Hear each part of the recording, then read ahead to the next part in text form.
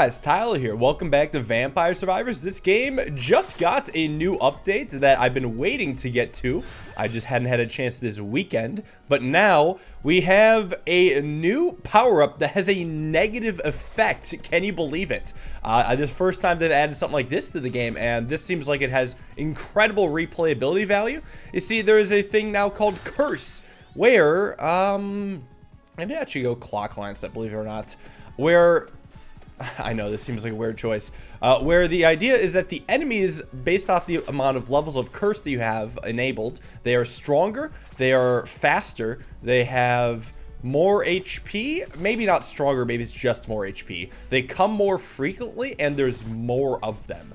So you can get up to 50% more curse, I guess, but I'm doing 10% for two reasons. First off, I've played a lot of challenge runs and runs where I could literally get away with taking anything. So many of them, in fact, that I kind of forgot how to play this game normally. So doing 10% on Green Acres Hyper Mode without any other power-ups enabled means that it's a reasonable stepping stone for me, helping me train a little bit, get a little bit better at the game before I take on 50%, because that's going to be a nightmare to me as is. Oh, they buffed Hollow Heart. It's 20% more max HP. Wait, that's insane. So 5 upgrades for these is double the max HP. So we're going to be looking at about 500 max HP. Okay, I'll take a Hollow Heart here. It's buffed. It's fun. By the way, I'm sure my voice sounds groggy. I just woke up. Actually, no, it's not true. I woke up like 30 minutes ago, and usually my voice is not groggy by now. But I guess it's just stuck that way. Annoying. Sorry. Anyways, the clear pick here is Spinach. Happy to take that one down. I won't be doing this character for all of the challenge runs. Oh, I was going to say my second reason for wanting to only do 10% too. And that's because if I do a challenge where I do Green Acres, Hyper Mode, no power-ups aside Curse, and only upgrade my Curse level after I beat the previous level of Curse, I can almost treat this like a roguelike, where it gets slightly harder after you win a run. I just go from 10% to 20 to 30 to 40 to 50. And that way I can do different characters, which with each of the runs, I don't have to do Mask of the Red Death every time. I'm just doing it because he's new to me and still a lot of fun. Like, I mean, I grinded hard to get this secret character. I might as well get my mileage out of him. I don't think he's the best character. I don't think he's even top 3, but I'll talk about that a bit more later, because I think there's actually some characters that are just strictly better than him, but still good. So I'm hoping that some of the new characters could also be potentially able to beat this challenge. If not, I'm sure that... Ooh, Pomerola also got buffed. If not, then I'm sure that it'll still be an interesting challenge nonetheless, and a good chance to take a look at some of the other characters' new things. I think there were 2 new characters in this update, as well as a new weapon, and I'm keeping an eye out for all of that, but I might not have it unlocked. Let's just keep going Fire Wand, especially since I have Spinach. I actually do like the clock lancet pick for the late game. I think it'll be nice to be able to freeze enemies and then run for safety into them with my Red Death. I think out of all of the stalling and non-killing items, I think that clock lancet's one of the best. You know, I haven't actually gone King Bible in a while. I'll be happy to take this one. I do think Bible's very strong. I think I stopped doing Bible once the challenge runs began, because I'm like, oh, I've done Bible so many times, I might as well try to explore other weapons, and then I kind of lost my roots. And that's when I started doing Rune Tracer. I still think Rune Tracer is good, but it did do pretty bad 2 runs ago. Not gonna lie though, Tiragasu is again tempting, only because I'm gonna have 500 max HP, so I will revive with 250. That's disgusting. That's genuinely disgusting. I know I say that max HP is kind of a bit of a scam, but when it's this high of a number, it stops becoming a scam and becomes a glam. It's going to probably add up to be insane. I just added 255 to my max HP total. Well, as long as I can get Hollow Hearts up a couple levels, which maybe is not a given. A Spellbinder for the Bible. As much as it pains me to pass up. Did I pass up Spinach for that? I believe so. I mean, I gotta get the Evolved Bible, that's important, and I don't know how many chances I'm gonna get at that. You only live once. And plus, I'm doing fine with damage right now. I don't mind letting this be. Garlic's unnecessary with this character. So I was going to talk about this character's power level. The big thing is that its strongest thing is undoubtedly its starting axe. The Death Spiral is a very strong starting weapon. It means you're not going to die in the early game, which renders Garlic obsolete for this character at least. But it also means that it's just insanely strong, not just for the first minute, but for longer and longer and longer. And you know what? Let's do Spellbinder here for the Bible. I just wanted to have those other upgrades. I would upgrade the upgrades there if I was only offered them and new stuff that I didn't want. But I mostly just want them in my arsenal right now, but I still want to keep getting a bit more damage. So Spellbinder's more damage for Bible. Seems pretty good to me. Give me another Bible. Not going Pentagram right now. That's another thing I've started to love once the challenge runs began. But I talked about the good for this character. Let's talk about the, maybe not bad, but rather things that are done better by other characters. Okay, Attract Orb's interesting and all. I'm still going to take the Spinach right now. And I was actually going to talk about the Might, because this guy only starts with a 20% Might bonus. Sure, it does start with it, but come late run, it does get outclassed by Antonio that will have 50% additional Might, which is just attack power, which makes me think Antonio's better than this guy. And also Mortaccio with his Duplicator, Super Duplicator upgraded, like you get +3 projectiles in the late game, which is just strictly better than plus 20% Might. Maybe not strictly better, but better in 99.999% of circumstances. And then as far as early game goes, I think I would rather still have Porta's early game over this character's, just because when it comes to the fast speed lightning, you don't need to move. You can just stand still, let the fast speed lightning kill everything for 3 to 4 minutes, and then all at once get all the XP. But maybe, yeah, they're both strong, no doubt about it. Part of me wants to just take Pomerola because it's been buffed. I think it's too early for Pomerola. I kind of want to take it later on just to get the fun eventual 1 HP per second healing that I assume I'll be able to get from it once it's unlocked. But I know deep in my heart it's not a good play. I'm not ready to take the fun play yet. I'm still trying to master the curse. Plus, this is my first game of the week. I mean, it should be obvious since I just woke up. But the past 3 videos were all recorded back-to-back before a weekend because I wanted to go on a trip and record a backlog of videos. So I had to do it back-to-back, and that was a little stressful when it came to the damn Reaper unlock because that took way longer than expected. I mean, I should have seen it coming knowing it was luck-based. It could have taken anywhere from 30 minutes to a year. But it did stress me out trying to get that to happen soon enough. And I have to admit, I feel like my brain was just rotting near the end of it, of just a bunch of back-to-back stressing out, trying to get the footage down for the weekend. And don't touch that cross. So, okay, there we go. Got the magnets. So I'm happy to be back at it. I'm hoping I can get my brain back up to speed. So another reason, or another strategy thing I do is because the vacuum exists on the ground, I don't see the need to take Attract Orb because you're going to usually eventually get a vacuum. Sure, not always, but usually you are going to it.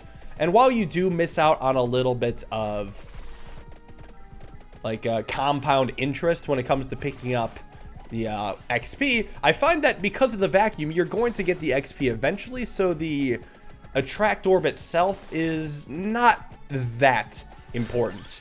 It maybe means you're going to get a little bit more XP in the moment, but you know what else is going to give you more XP in the moment? Having more damage on another upgrade. I would argue the XP gain from Attract Orb is probably comparable to the XP gained if you just killed things faster, dropped the XP more quickly, and maybe freed up lanes more easily so you can run and get the XP. And then anything that's missed can just be gathered with the vacuum. It's kind of the same theory with Crown, where the XP you gain from Crown as a bonus is probably going to be achieved if you just get more damage and kill enemies faster. Now, I can't easily quantify it, and it is just a theory, but it's a theory that's kind of dictated how I've played, so I thought I'd line that up for just a lot of people that have brought up Attract Orb. I think I only want Attract Orb if I'm trying to level up to Labora. But we'll see how that actually pans out. You never know. There's absolutely areas where I would want Attract Orb, but you have to remember that if I were to have Attract Orb, I would be not having other things I had. So it's there's a term for it. There's an opportunity cost to every upgrade. So So the attract orb defenders can't simply say, oh, well, if you had attract orb now, you'd be better. You can't say that, because I would be weaker in some other department. It's give and take for everything. So this run, I think it's going pretty well so far, but it could still fall off a cliff. That's kind of how the previous runs with the Red Death went. It was starting off great and then just fell off a cliff because I wasn't scaling.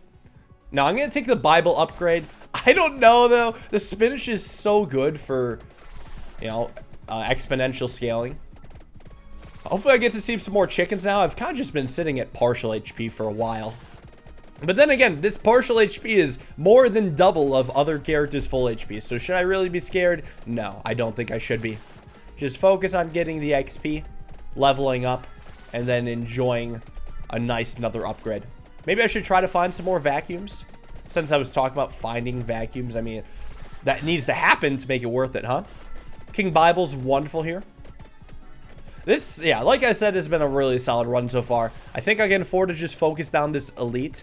Oh, by the way, I think another major thing is update has focused on, or not focused on, has introduced, is that it fixed a bug that I think was pretty potent before.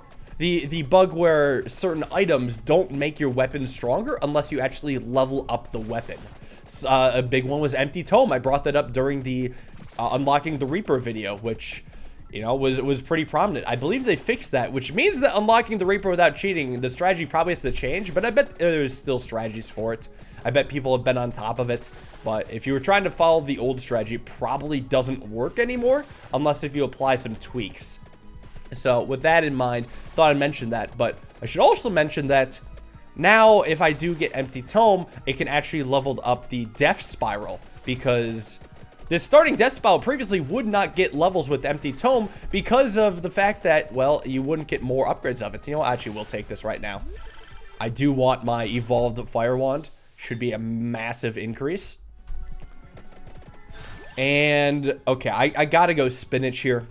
Just give me more damage. Base damage is huge for the Bibles here. Like, I was almost tempted to take a Attract Orb. I really almost was, but over Spinach, no, not at all. But that does mean that it was just kind of funny how the Death Spiral was getting outclassed by the plain axes starting near the end because its damage was weaker and it wasn't getting attack speed buffs at all. But this time it should be, and hopefully it should be getting Spinach buffs too. I just noticed that it was outclassed by the Fireballs before it evolved, and it's definitely getting outclassed by the Fireballs now. What? Why is this pot not breaking? Lantern, hello. I'm running the Bible until so much is not breaking. Okay, a fireball hit it and it didn't break. That was weird. Probably just a strange bug. Well, what are you going to do? Just gather XP, I guess. The fireballs are so nice. Do I go axe here? I don't even know what I go. I'd probably take whip. I think axe is going to be better, though. Because if I don't expend the Tirgasu, I still would like to get Empty Tome. I would like that to be open. And honestly, there's a chance I don't die soon. I'll take Spellbinder for the Bibles. And, oh, I get a few upgrades. Let's take just straight damage then. Axe is also potent because of... Oh, and I got Empty Tome. Rewarded, by the way. Axe was potent because it was already buffed by... Oh, God. That took a long time. It was already buffed by Duplicator, so it was going to spawn a ton of projectiles no matter what. So now that I got it, I'm happy. Got a little chicken to survive just for a touch longer. And yeah, I'm feeling pretty good about this whole thing. Now just get Empty Tome up a bunch and just shoot faster with this damn Death Spiral and Spicy Meatballs, and it should get me to at least the lake in. Empty Tome's wonderful. So I'm happy to be rewarded for my choices. It's not often that a reward is so easily apparent, but it happened here. I'll take Spinach here for the Bibles and Axe. Although I don't know, maybe Axe is comparable in damage already. Maybe not. But actually, it feels like I'm going to clutch this up, and I got a vacuum. Perfect. It happens eventually. It really does. Santa Water isn't that important right now. It's good, but, well, it's good. I also have a thing that directly synergizes with it. I have the Spellbinder. It's good with Santa Water. You know what? I will take it. Here, let's go Spellbinder. And let's go empty tome. And let's go Bible. And let's go empty tome.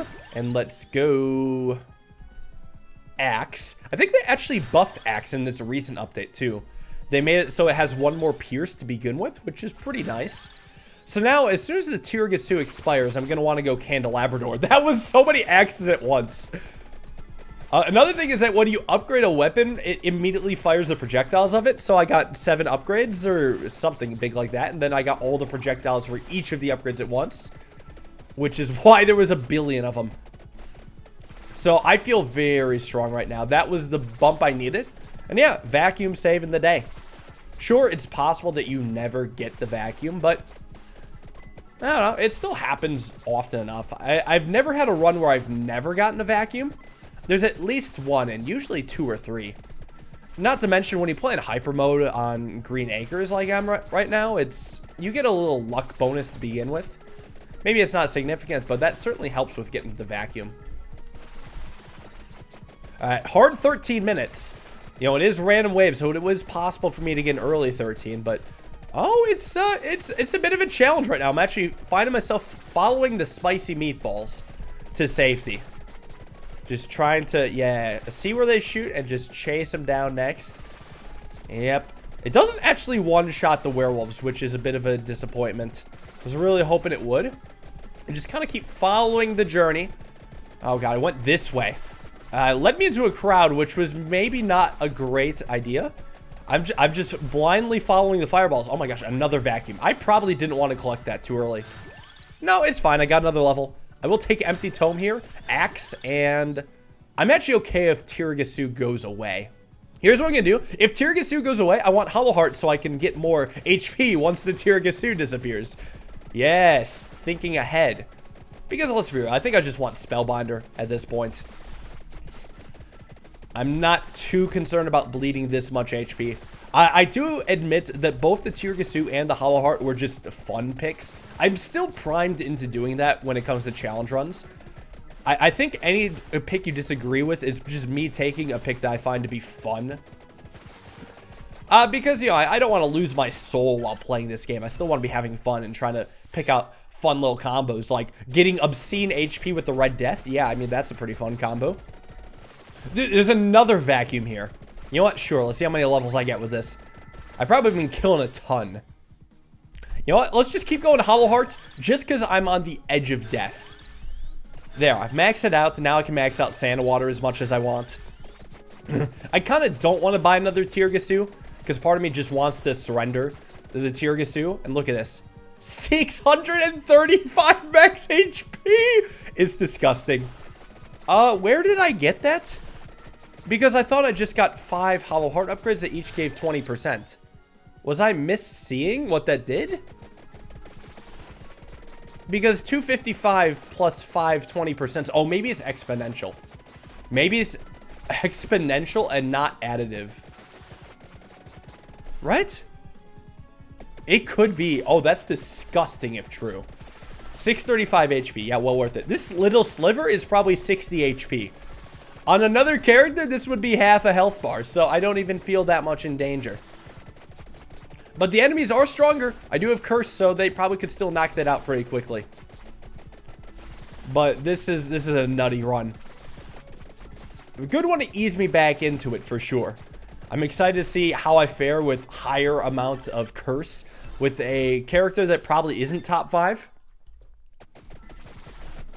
Well, who knows? It could be, though. That could be interesting, a fun new top 5 character. I feel like if they want people to try out the new characters, they have to introduce a little bit of power creep, have them be slightly stronger than the previous characters, and that's just kind of how it goes. Like, I played a ton of Bloons TD 6, and I know that's because, I mean, this channel grew on Bloons TD 6.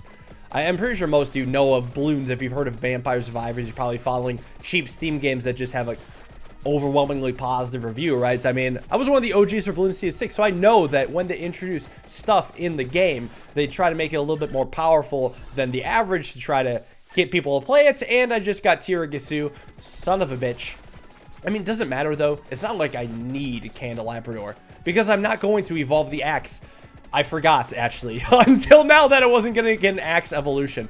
I did just take it because I wanted the damage at the time, but I think in the back of my head, I'm like, oh yeah, I get another evolved weapon.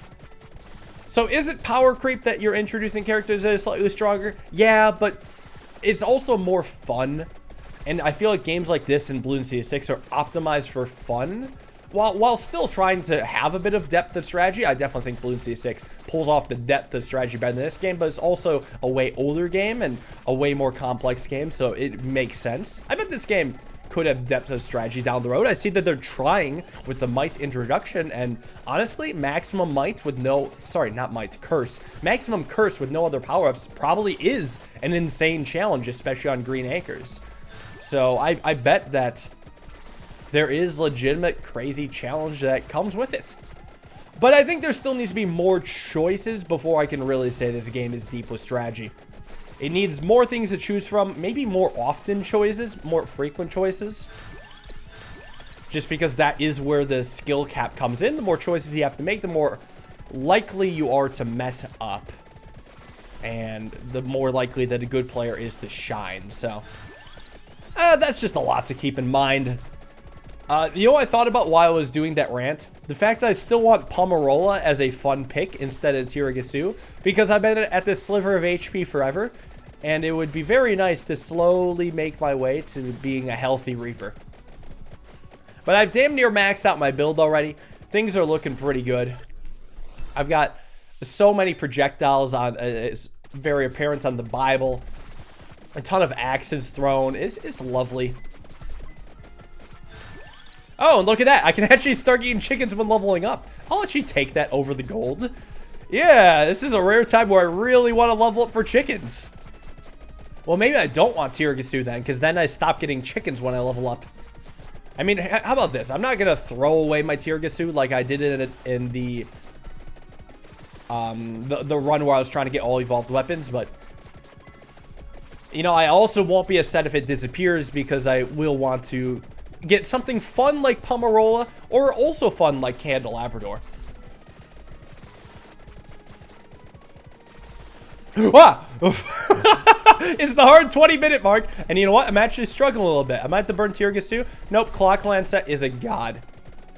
Clock Lancet, this is why I took it. I can just hide. I can just hide. Clock Lancet, my savior.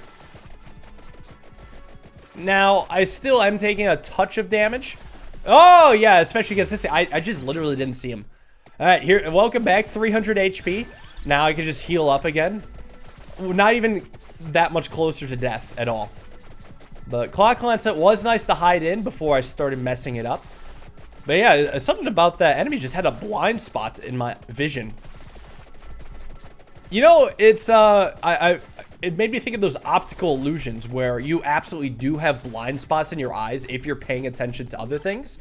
It's one of those things is like try to see more than 12 dots at a time. You can't because your eyes can only focus on so many things at once. It's not like a computer screen where everything can be in focus. Your eyes absolutely have, I think it's like a 2-degree range of absolute focus. And it's really requires active seeing if you want to be able to see things in a large range of vision. So yeah, if I'm staring at other enemies, it's gonna happen. I'm just gonna have a literal blind spot that the elite just comes and exploits. Oh, now am I gonna heal the full? Oh, I might. Okay, not quite there, but this is pretty darn close. I have gained a total amount of HP since the point in time that I lost my revive. Or since before I lost my revive. How insane is that? Too bad these plants still don't die. It's crazy with the high damage numbers I'm dealing. I'm still barely killing any of these. I still think this plant phase needs to be reworked somehow. It'd be the perfect time to introduce a slow-moving projectile. Yeah, I'm still not over that. Yeah, I still think that'd be kind of interesting. And when I say a slow-moving projectile, I literally mean a slow-moving projectile. One elite that has a slow-moving projectile. Not a ton of enemies that all fire their own slow-moving projectiles. Just one elite that does it. So it's just to kind of keep your mind a little bit active during the plant phase. Because you can just stand still and ignore the plants. And that's boring. I want to be doing something during it. But I think the dev is competent enough. There are some developers, game developers, that I've been like, what the hell are they thinking? half the time, but this stuff isn't one of them. They seem to be on top of their shit. The only thing that they did that I'm like, what the hell are they thinking, is that they changed the Red Death to no longer have random stats. Just because it's technically less fun to not to just have a set stats for this character. But maybe their idea was that, okay, a bunch of people are starting to unlock this character. It maybe isn't feeling that special anymore. I might as well try to have it be balanced or something, but still have it be kind of fun, because admittedly the fast speed and high HP is fun in its own way. Not as flashy as literal random stats, but still fun.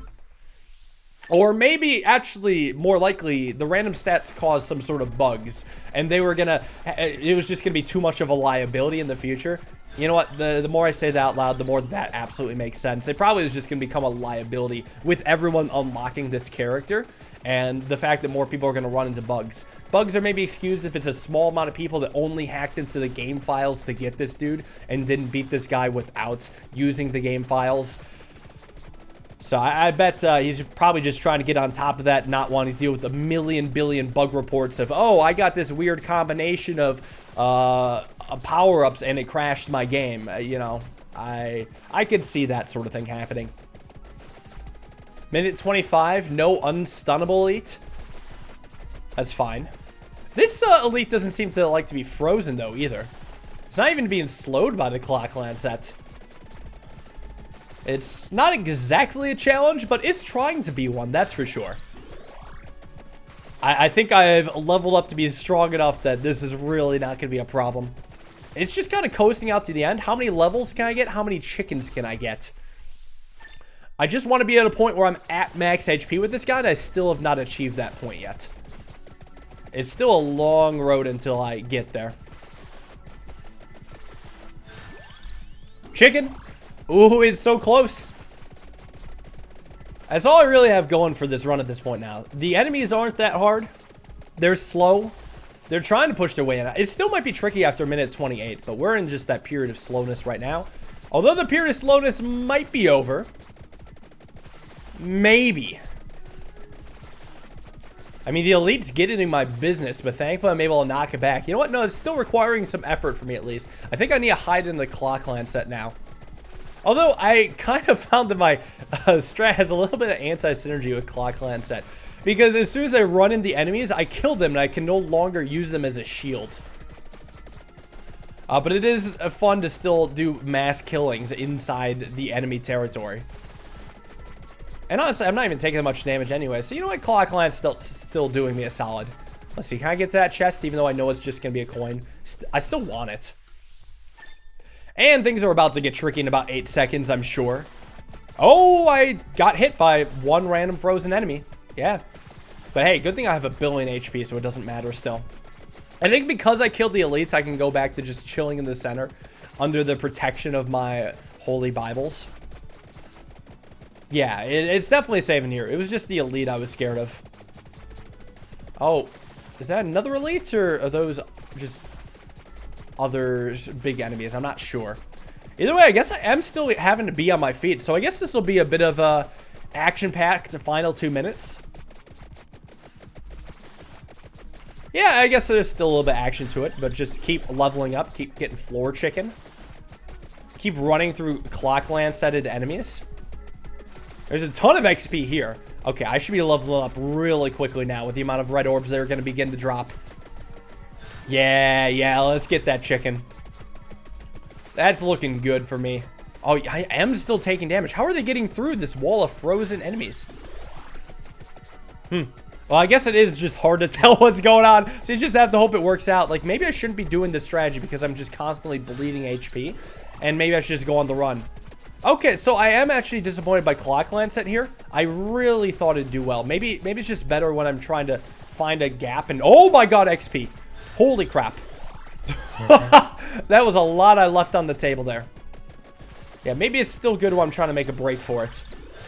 Okay, that's a ton of levels right now. This is another thing that kind of makes Attract Orb obsolete. The fact that a lot of the orbs will just congregate on the ground. And they will combine into a singular orb, which can get me 30 levels in one. That's basically doing the job of a vacuum for me. So there, I just got a ton of levels, got a ton of chicken. Not really missing a tracked orb. Because really, the only orb that matters that you pick up is the good one, the super orb. Let's see, I actually will go for this chest here. I don't want it to keep distracting me. Just give me this. I just wanted it, man. That's all. It looks like it's a win no matter what, so I could just do anything at this point. Just maybe try to get a little bit extra chicken for the heck of it. There's another chest. What the hell? Ha! Can't get me here. I got a triple chest. Let's go. Perfect. Final coins to end it and just run. Okay, but I should have my revive, and it's frozen, so now I can just dash. Oh, but it keeps respawning. It teleports to you. I can't outrun this guy. No. Here's the thing. I need my projectiles to not hit him. Oh, because he teleports into me. Well, hey, love to see it. Got 10% taken care of. Unlocked a new character, Llama. How the hell did Death Spiral carry? Sandwater did good for a non-evolved weapon. Unholy Vespers was a bit of a letdown. Well, hey, I'll see you guys next time with 10% curse and a new character. That should be a fun one to do. Thank you all for watching. Hope you guys enjoyed. I'll see you all in the next video. Have a wonderful day and peace.